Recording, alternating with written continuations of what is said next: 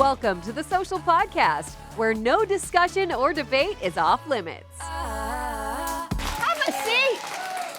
For the first time ever, tinsel pom-poms in the audience today. Thank you for the pom-poms. Oh, my goodness. Appreciate that. Thank you for that. We'd like to welcome all of you to the show today. We also like to welcome back actor and comedian Lauren Ash. All right, everybody, let's start off with Cardi B. Why not? Why not? Well, Cardi B confirming to Gayle King on CBS Mornings that she is expecting her fourth child. Yes, this one is with her boyfriend, Patriots wide receiver Stephon Diggs. And she's expecting this baby right before she kicks off her Little Miss Drama tour. Take a look. Is baby coming this year or next? It's coming before my tour. Before your tour? When's your tour? In February. Whoa, Cardi. Yeah. You're gonna go on tour in February? Yeah. You ready? I'm very ready. As soon as I give birth, tour rehearsal starts. Yeah. Oh my God. Oh my God. I don't come from weak women. Okay, she says she doesn't come from weak women, if you didn't catch that. So she's going from the delivery room seemingly straight to the stage. So is this message empowering, or perhaps is this a little problematic at all? Yeah, What do you think? I know. I have to say, I find her intensely charming, and Yes. I think that she probably will be able to do this. So I don't find her problematic, but I do find this message a little bit problematic. Maybe problematic isn't entirely the right word. It's maybe a little bit too optimistic. As she mentioned, she is starting her tour supposedly in February. When I first heard that clip, I thought, oh, maybe she's due like sometime in the next couple of months. She's due February, okay? She's due February. So I don't know if she's considering maybe the possibility that the birth is a part of this performance. maybe. But if it's not and she like has a scheduled C-section, even still, I think I personally couldn't have even imagined this. Physically, I was hardly able to stand up after giving birth, let alone perform in front of a tour. And I think what people also don't talk about enough is the separation anxiety that occurs. So that's the other bit. I'm sure the babies will be with her, but at the same time, I think I just couldn't have done it. I could not have done it. No, I hear what you're saying, because I don't know if everybody can go way back. We're season 13 of the show. You had just had Jaya when we launched The Social. Week 2 of The Social, season 1, I surprised all of the co-hosts with my pregnancy news live on the air. Yes. And then I was only gone for 11 weeks because the show had just started and we loved the show, and then we came back. And so I actually find this message really empowering, because I don't see myself in Cardi B a lot, but in this I do.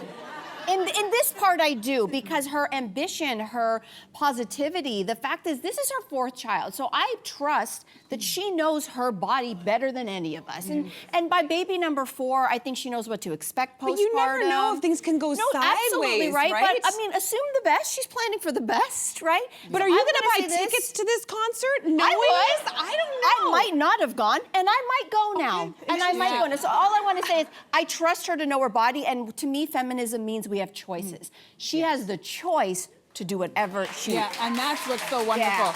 But you've toured. What is that like? I'm sure it's like really hard to tour. Yeah, you know, I think that musicians often make it look effortless, especially pop performers and, you know, people that would be doing that Cardi's kind of music. And let me say, like, you know, I'm going on tour actually in October, November. Spoiler alert. Yes, thank you so much.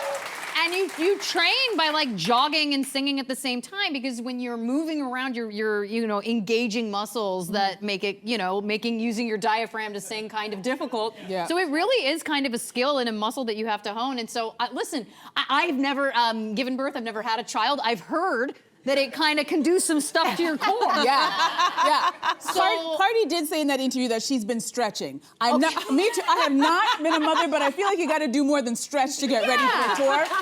But don't take it from me. I don't know. Yeah. But you know what? You know what was interesting? When I watched this interview, I actually watched it live this morning, and I was quite surprised by it. But what struck me was, you know, there's a sentiment that no one talks about when a woman is divorced with children and back out there in the dating scene, that she's kind of got too much baggage and her time is gone. And I'm sure her ex has probably said some very colorful things to her. So when I was watching this interview and the way she felt so empowered, to me it felt like she was talking not only to her fans to let them know, because they were speculating, but also to the haters who were like, oh, you thought I was done?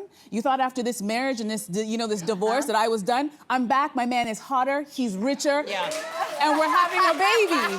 That's what I was thinking. And then remembered, listen, Cardi is strong. She's a strong woman. Do you remember the first time she got pregnant? It was back in 2018. There was a lot of speculation, and she announced it during her performance on Saturday Night Live. Do you guys remember? Now, at the time, she was engaged to Offset. This was a big announcement. And then the day before that, she had announced the drop of her debut album. So this is a young woman. That was baby number 1. So now she has 3 babies. And I feel like if she could do that with baby number 1, this is old hat for her. She'd be like, I'm gonna push it out, be on tour, I'm gonna be okay. I'll just say before we move on, all I know is like she is a strong woman, unquestionably, but she would also still be a strong woman if she decided to say, I can't do this, I made a mistake. She's still a strong woman. But let's not forget, there's also contracts that have been signed with the record label and the tour that but she cannot get out of. I think that message, she wouldn't be considered weak if she made a different choice. You know what I mean? That's all. But she might get sued.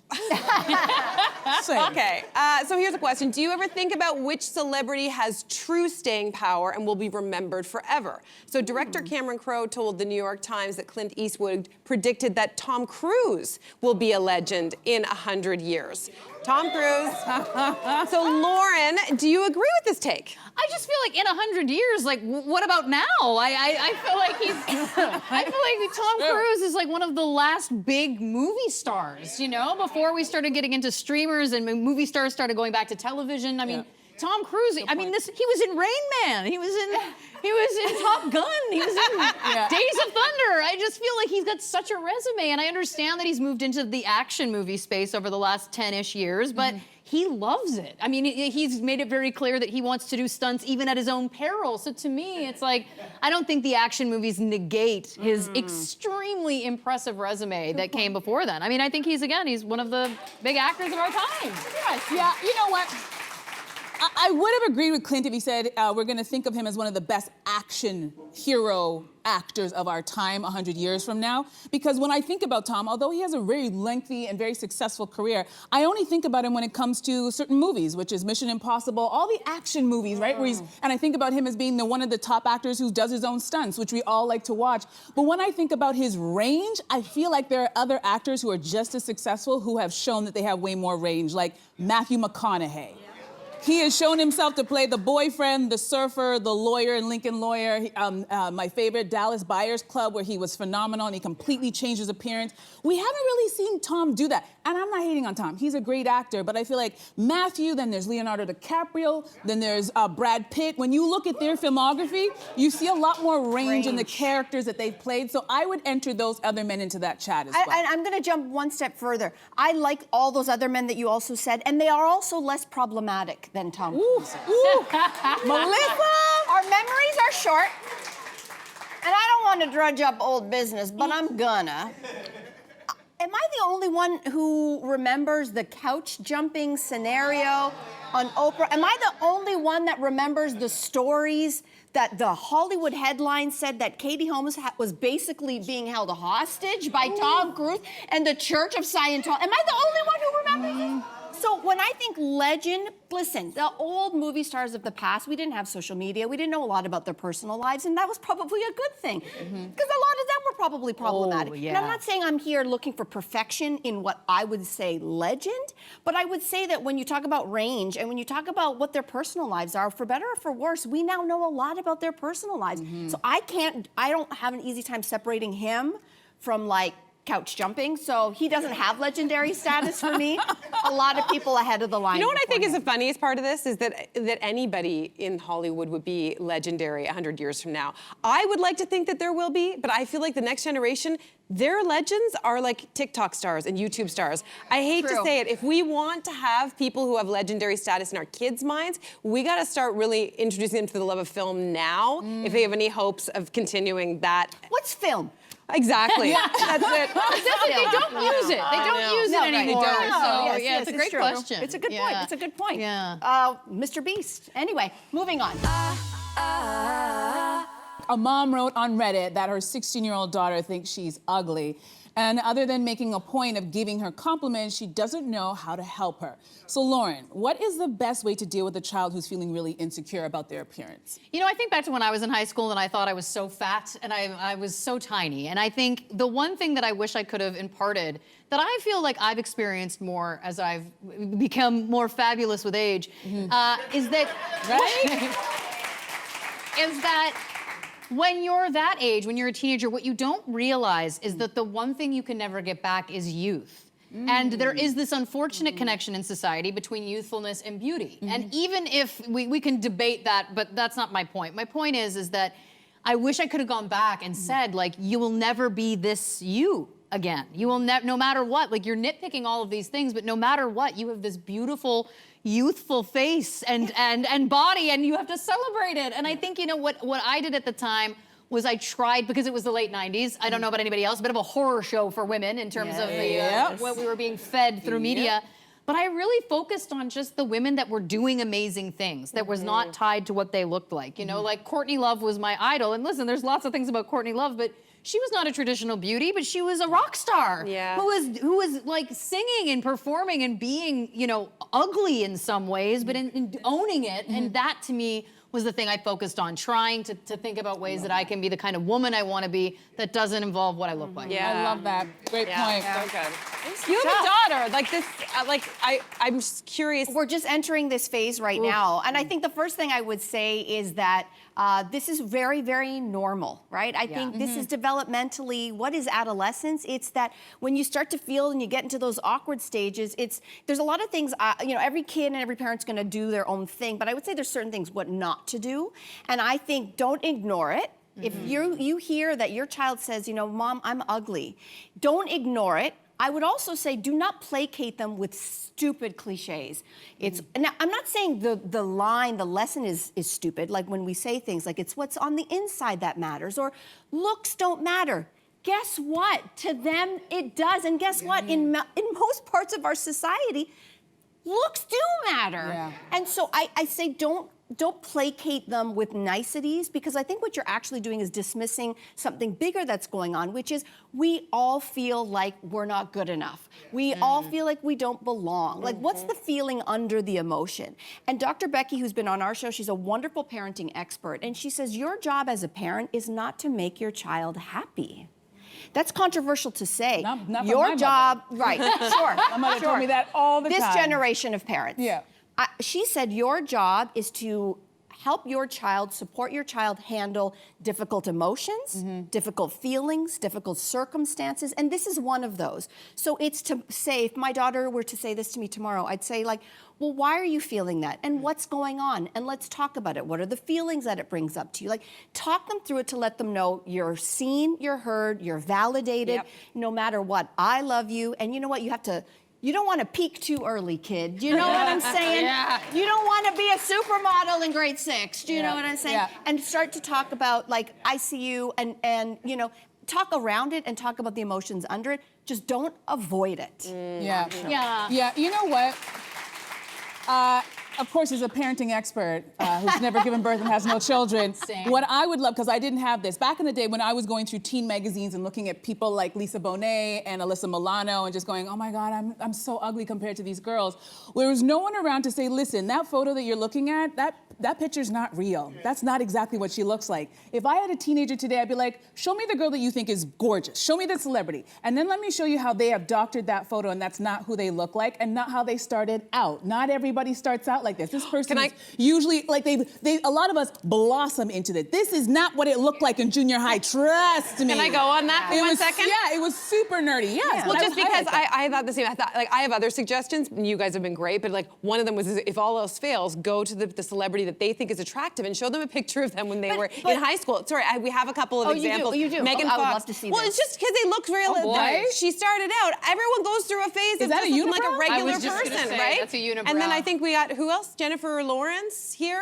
Again, regular girl. And then, you know, give her a whole bunch of, you know, makeup and whatever. Yeah, Miley Cyrus, Like, it's great to see people the way that they looked before all the hair and the makeup and the, you know, all of these different things. Everyone looks normal. The thing with that is, I love that. I think that's a great exercise to do. In this case, the boys in her class had voted her ugliest girl in the class.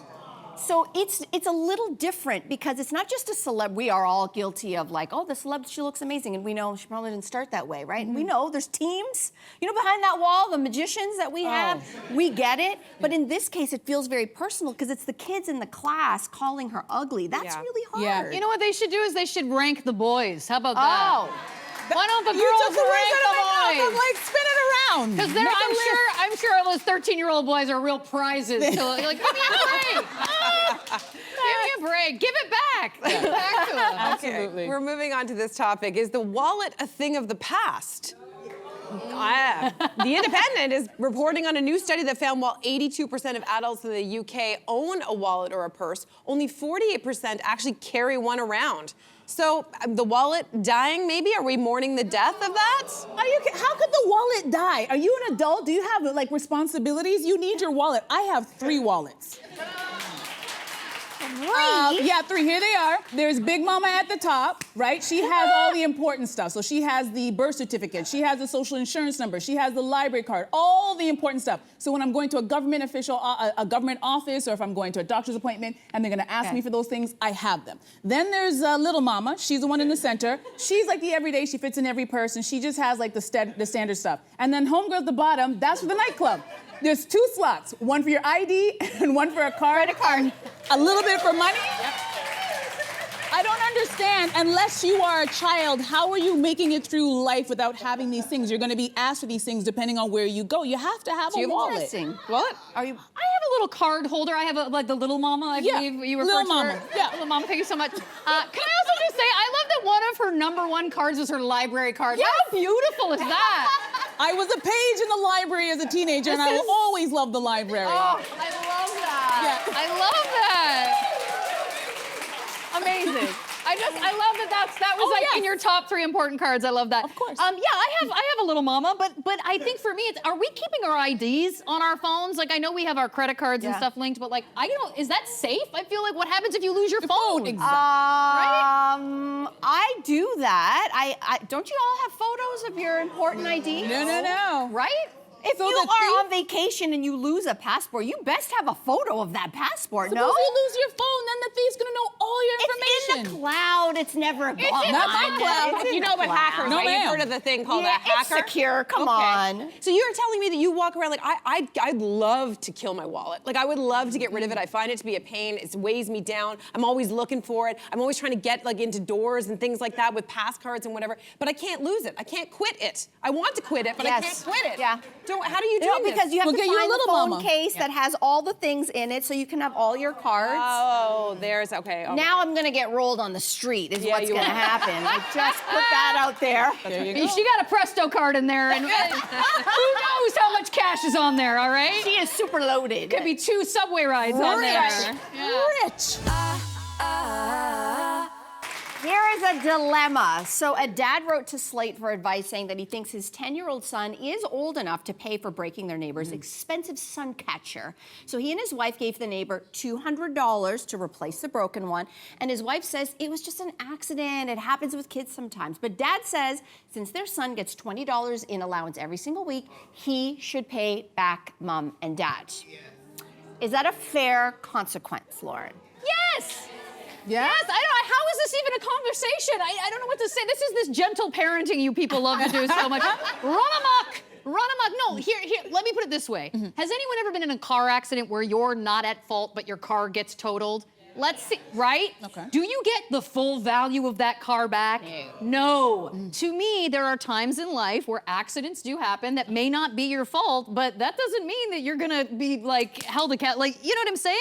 All I'm thinking is, I'm not saying this child needs to be punished or taught a lesson, but I do think this is an opportunity for a life lesson of, unfortunately in life, this is what happens. You know, if you want to split it with the kid, maybe you do a 50-50. You know what I mean? You have to I think clean them that out. seems more But I feel like there should be some sort of $200 sun catcher. Like I'm just stopping with that. Who puts a $200 sun catcher? You have a problem with the sun catcher. I do have a problem. What are with you the trying to say sun about the catcher. value of a sun catcher? I don't know. I have questions about the value of that sun catcher.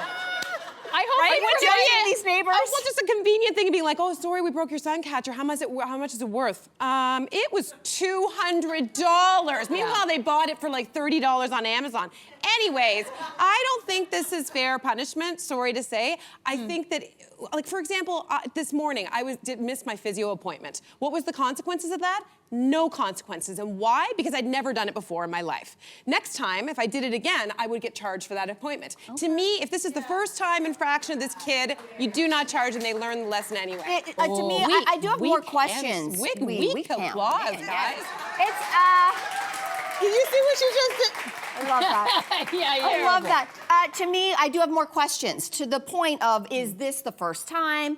Was he warned by his parents over and over and over again? Stop kicking the ball. You're going to break something. Stop kicking the ball. I think if he had been warned many times, listen, if you break something or you know that you could break something, that's a different story. There should be clear rules and there should also be clear consequences. Absolutely. That's good parenting, in my opinion. But if it was the first time, you don't know that all of a sudden just hearing the parents fight about it or whatever happened in the house, that might be consequence enough. And this kid might be scared straight to never kick this ball again. So the punishment... may never leave the house again. He may never leave the house. That's so it. the punishment is there. So I have more questions than I have answers. I have the answer. Parenting expert Andrea Bain here. I think that consequences are important for everybody, children especially as they're growing. And if you don't believe me, watch Charlie Sheen's Netflix series, baby. I was just gonna bring if this up. If they don't have consequences, it's gonna come out later on as they become adults. And I don't like the idea of a 10-year-old having to pay back $200, regardless of what we think of the value of the item. But I don't think it's fair to take his little money. But I do think it'd be important for him to like learn a lesson where it's like you've done something and you broke something and that person was upset. So maybe you're gonna mow their lawn. Maybe you're gonna help them rake up the leaves. Maybe you're gonna do something where it's gonna make you uncomfortable, but you're gonna have to apologize for what you did, even though it was a mistake, and then you're gonna have to help them with some kind of chore. Just the one time so he learns. And I think that is fair. Don't take money from the 10-year-old. That's a little bit hard. Interesting. But just have him do something. Okay. And I mean, watch that Charlie Sheen documentary because, consequences he was like, there was never any consequences. I kept getting offered more work, so why would I change? Yep. Just saying, Interesting. harrowing lesson for parents. Yes. Okay, all right. But Emilio Estevez turned out all right. I'll just say that as well. from So, you. anyways, Who sorry. knows? Interesting. Did Oh, he? yes, we digress. Lauren, we mentioned at the top of the show that, Cardi B's on tour. You are going to be going on tour because you have a brand new album out.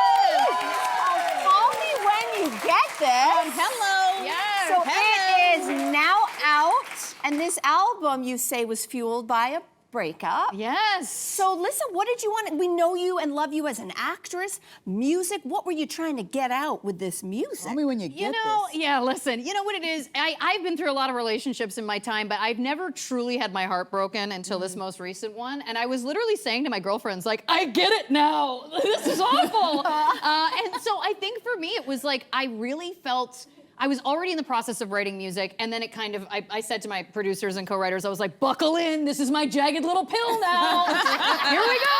But I think, I also have like, I've integrated these kind of like little audio interstitials in the throughout the album that I had recorded throughout the breakup. I wanted to document my grief. I think that there is something very interesting about grief. I think there's also something beautiful about it in a sense. Like I am forever changed by this situation, whether I like it or not. I think that grief is something we never get over. It is something we learn to live with, and it becomes easier with time. But I think that there's really kind of an honoring through this music, which at some points is sad, at some points funny, but all through cathartic. And so it's been a total dream come true for me. Well, congratulations. Thank you. Congratulations. And hitting the road. Hitting the road. I'm so excited. Again, this is a childhood dream of mine. I really did want to be like Courtney Love when I was a teenager, and I'm just trying to like make that dream come true for little me. Love it. Yeah, so LaurenAsh.band, look it up if I'm coming to your town, come party with us. It's gonna be a heck of a good time. And there it is. Call me when you get this. Is out now. You can find Lauren's music wherever you get and enjoy your music. And again, you can get tickets to Lauren's tour at laurenash.band. Thank you again for joining us. Thank you so much, ladies. It's always a pleasure. Always great. Subscribe to the Social Podcast so you don't miss a fiery debate. Until next time, socialites.